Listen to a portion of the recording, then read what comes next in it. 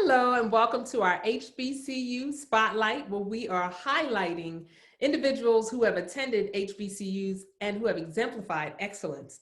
This week we have been talking to Spelman women, which is so fitting because myself, Ashley Deadwyler-Jones, is a Spelmanite, and my co-host, Andrea Evans, is also a Spelman woman.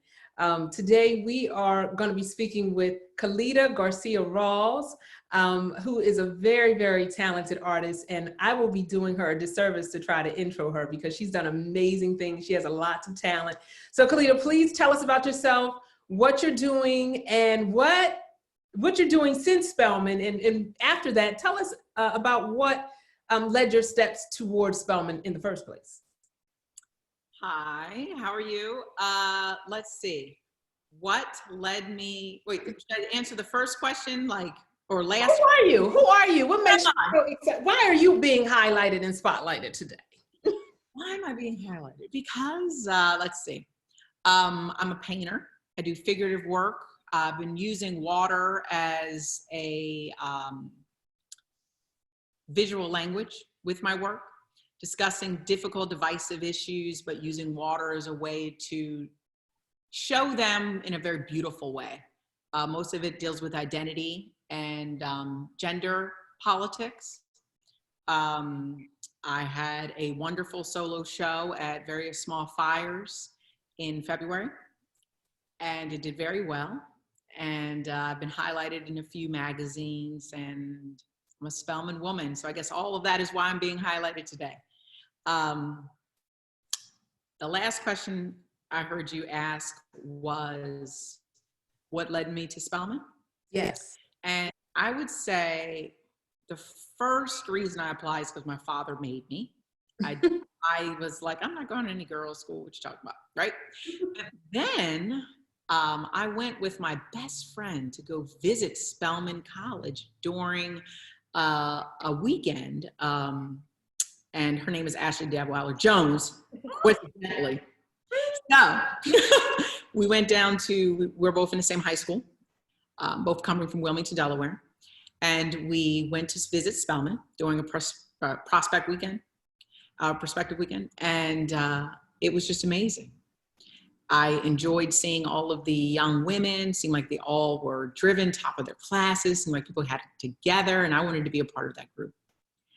I didn't know I knew I always wanted to be an artist, but I did not think it was going to be a career, honestly. I was a little afraid of making it a career. But when I started taking the classes, the painting classes and drawing classes, I just felt like I could learn so much. I wanted to concentrate, and I was an art major. So let's talk about that, Calida, because first of all, congratulations on all your success. I mean, you have introduced yourself, but I mean, your art can be found on the walls of several celebrities, you know? So congratulations for just pursuing your dream. And let's talk about that because you're from Delaware, you choose to go to Spelman, and you decide to major in art.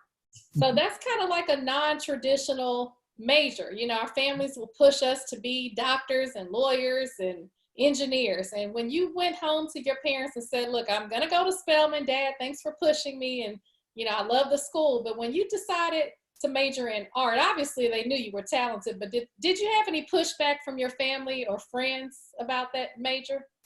Yes.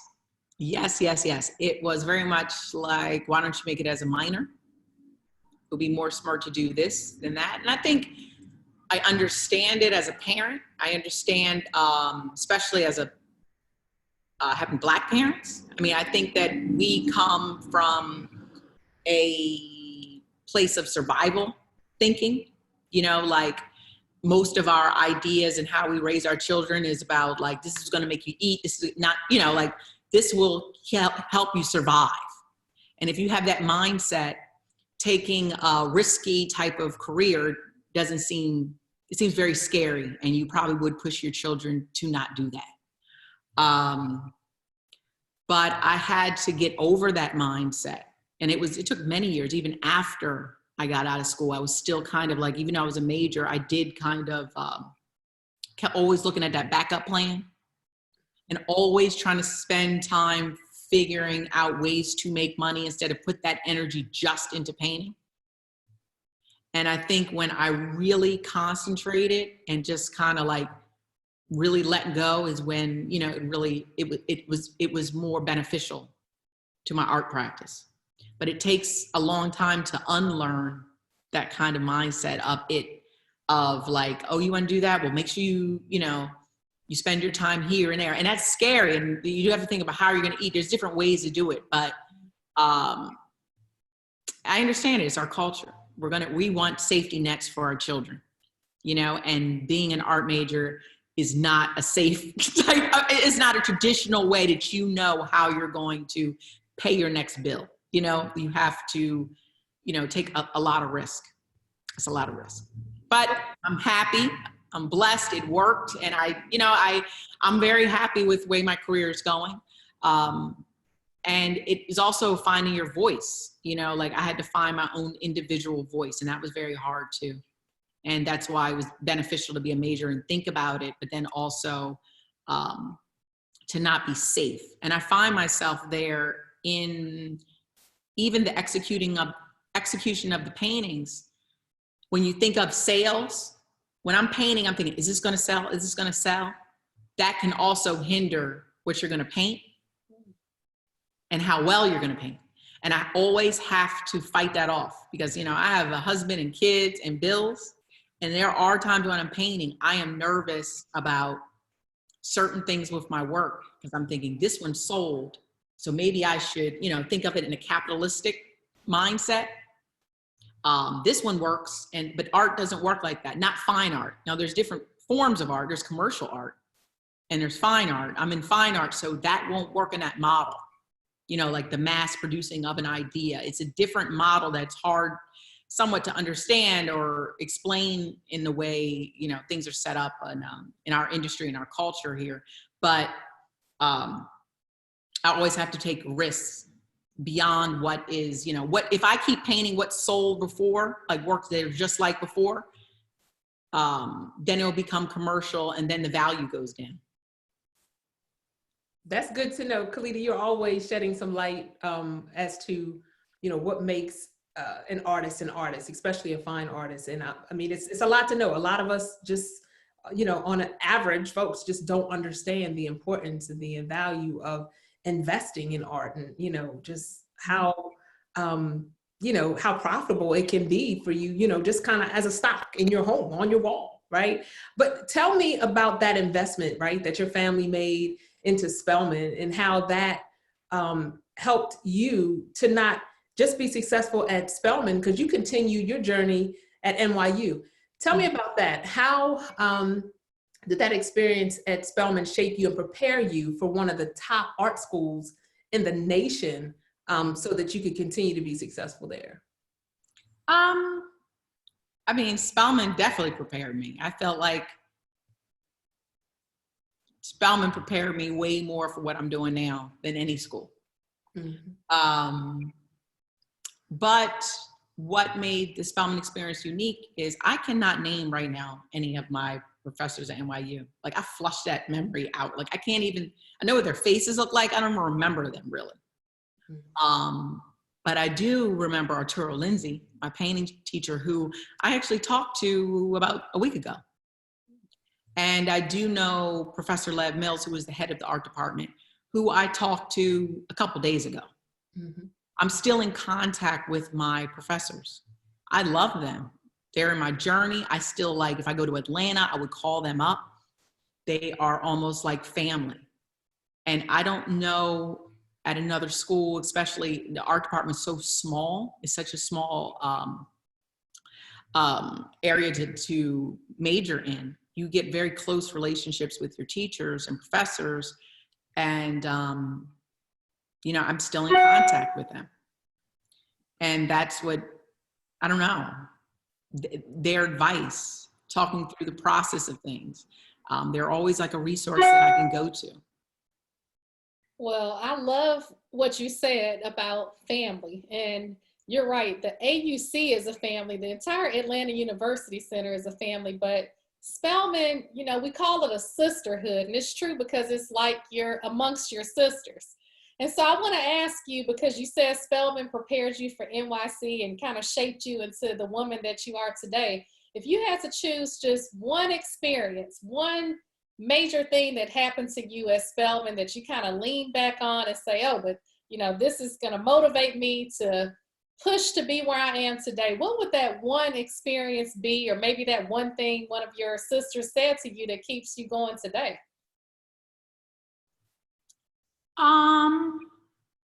Ooh, that's a good question. I remember one of my professors pulled me to the side, and I remember he was like, I think I did something like, I did a good job with some type of assignment that we had, but he could tell I was kind of like BSing or did it fast. And I remember, you know, we had the class, and then he was like, hold on, you know, Calida, can I pull you outside? And he pulled me out there, and he was like, you're talented, but don't get lazy. Don't think just because you're talented, it's going to take you places. The hard work, you know, it's that dedication and the time. And I can see you didn't do that. And it was pretty disappointing. And I was like,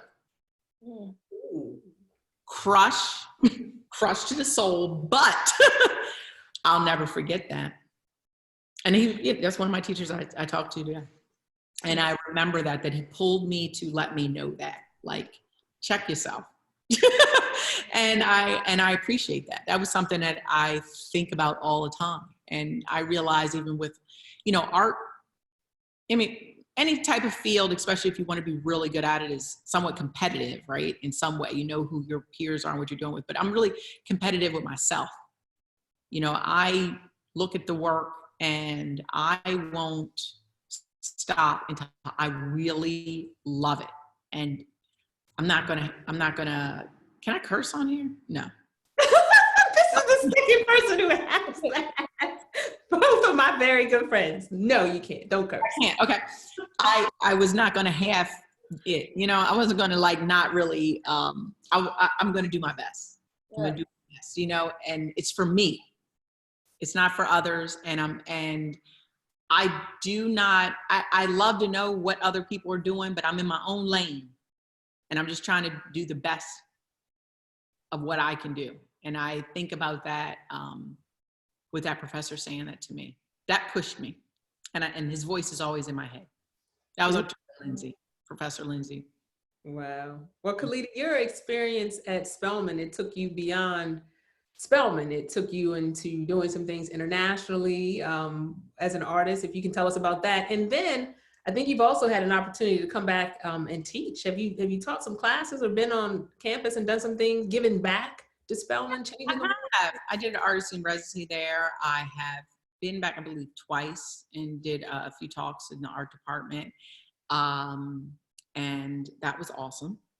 I, you know, gave a piece of art for an auction. Mm-hmm. I need to be more involved in the Spelman alumni here, but at one point I was. I've been kind of crazy. I have a 4-year-old daughter, and I think that has thrown off my schedule for a lot of things. I have like 3 kids in the house, but you know, younger one, it's kind of hard to give as much as I want in other areas, but yeah. Well, you know, you're giving a lot though, Calida. Now, you know, I'm not going to let you slide by saying that the 4-year-old is, you know, your steps are ordered, and the fact that you have done so much. So I want to talk about that. Like, what are you most proud of in your career? You've done so many things. What are you most proud of that you know, that your kids, like you said, you have young kids. What does your 4-year-old daughter tell her friends about her mom that you feel good about? Let me think. Well, I think my last show, A Dream for My Lilith, I pushed myself paintings. There's one painting that's like 12 feet by 14 feet. No, 8 feet by 14 feet. And that was a hard painting to achieve. I was on a scaffolding, and the time, that was something I'm very proud of. I'm proud of, or something my kids will see, is I did Ta-Nehisi Coates' book cover, Water Dancer. I think that will live on. I think since the book did so well and had such national acclaim, when people see that cover, it's going to be somewhat iconic, which was the point of why I was asked to do it, or that was the request. I want an iconic cover, is what he said to me. And I had to think about that. And I'm very happy that I feel like I achieved it. I think that when people see that image, even if the words weren't there, they would know that's the book. And I get requests. There was like Brazil, this publisher in Brazil contacted me and asked if they could make a puzzle from it. Like I get all these different, like the rights for all different things of these images that I did for Water Dancer.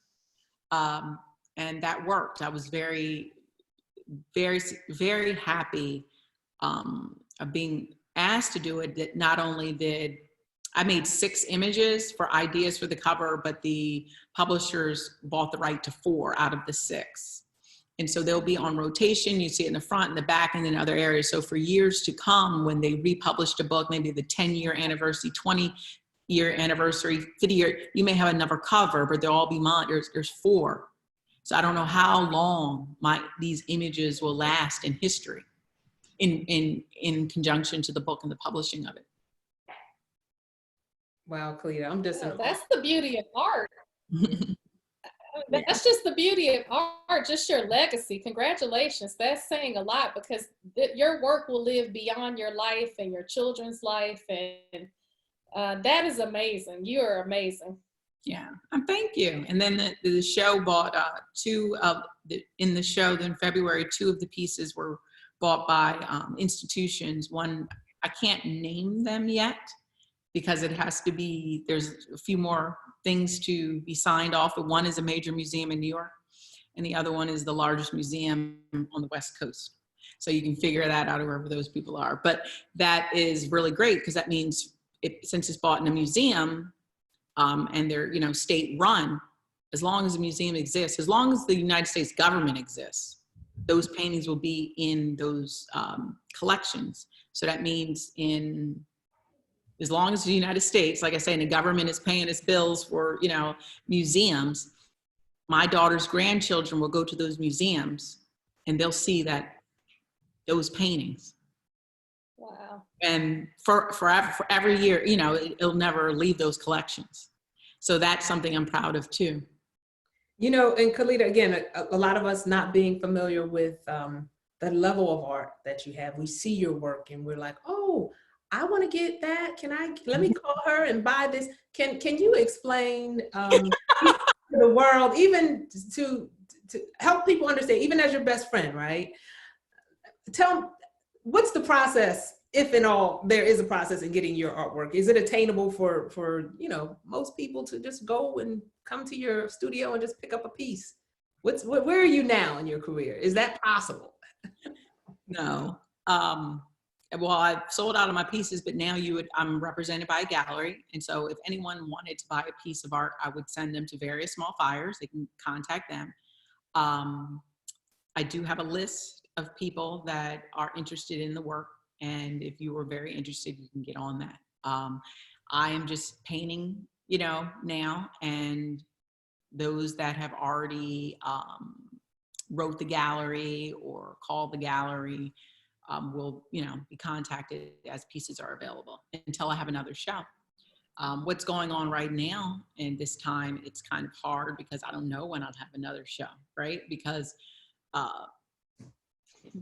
galleries usually set a show. I mean, I can sell without having a show. Like, if you're on the list and I have painting available. But what I'm saying is the next time I'll be showing in a public space with what's happening now, galleries usually set a show about a year in advance and everything is frozen. And so who knows when things are opening up, but I hope my next show, well, actually, I will be showing this summer in South Korea. So I have 3 pieces that I will be presenting in South Korea. You see they are doing very well with the virus. They're maintaining it, so their economy has gone back up and people are going out now. So that's a safe place. So I have that this summer, but for the next show in the United States, I don't know yet when, but when everything's open up, and then I can talk to galleries and get on a calendar, and, you know, so it'll be a little bit. Wow, well, that's amazing to know that people are lined up literally to not only see your artwork, but to just get on the list, right? And for you to take the time to be with us today as your Spelman sisters, it means so much. And I'm just curious, when you think about 1994, walking through those gates of Spelman, did you ever dream that you would be where you were today? Like, we all aspire to be the best in our careers. You went in through the gates and said, I'm going to major in art. So you knew that you would be an artist, but did you know that it would, you be where you are today? Like, you're an icon, literally, a living icon. I don't know if an icon, but I'll take that. Thank you. Embrace that, babe. No, I don't think when I went into Spelman, I understood this industry. You know, I probably understood more commercial art. Like, I was like, I want to have a painting and everyone have it. You know what I mean? Or like an image from Target or something that's mass produced. This is it's a different world. I don't think I was very familiar with it. Like you were saying, Ashley, it's not something that unfortunately we teach in school very well. It's very small world, and in the art, you know, department, they talk about it, but they don't talk about the investment in art. And which I am happy about is in our music now, there's a lot of talk, especially with Jay-Z and like Alicia Keys and Swiss Beats. They've been really trying to promote us as a culture understanding about buying Black art. I saw that Sean Puffy Combs bought the Carrie James Marshall piece, which was like, you know, off the record of a Black artist. Mm-hmm. So we are starting to invest, because in this type of industry, most white people or non-Black people buy our work. So, and Black people usually do not invest in that. They'll spend money on a car, right? Or an expensive purse, unfortunately. And I know these are kind of stereotypes, but we buy a lot of material, mm-hmm. but fine art does go up in value. So if you buy an artist, and let's say they are in museums, and the more institutions that you're in, where they'll, you know, that there will be a legacy like that in certain shows, then that work will go up. So if you have a piece on your wall and you invest in that artist and help that person's career grow, your money, like your painting, will go up in value. You know, so it's a way, like I've seen, like I said, Jay-Z talk about it in his music lately. I think he's trying to educate people. Like, I bought this, you know, I forgot the line, but I bought this painting for 1 million and it became, you know, 4 million. You know, it's a way that we could invest, you know, but there's just not a lot about it for us to understand it, because and a lot of art, especially if you get artists in it as they're coming up, it's not like millions, or, you know, like you can get something at a very good price. You know, it's all relative of what is good price, but, you know, way less than a car. And then it could be more than a car later, you know? That's right. That's right. Mm-hmm. Well, Calida, thank you so much for your time. We do appreciate it. I don't think there's a better way that I could spend, you know, 15, 20 minutes, but just chatting with my bestie. So thanks so much. And if you could tell the rest of the world the best place to find you on social media, how to contact your gallerist, we would love for you to share that once more. Okay. I'm mostly on Instagram if I'm posting anything. And my handle is my name, you know, at Calida Garcia Rawles. And I do have a website, which is also my name, you know, CalidaGarciaRawles.com. And my gallery is Various Small Fires, and that is in Hollywood, or North Hollywood. And there it is.